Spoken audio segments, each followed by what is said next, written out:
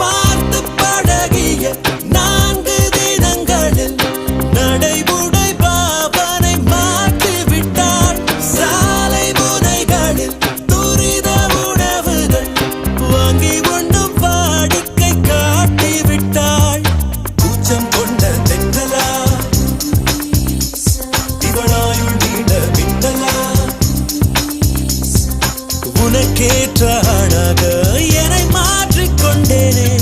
அவ்வொரு மாலை இளவெயில்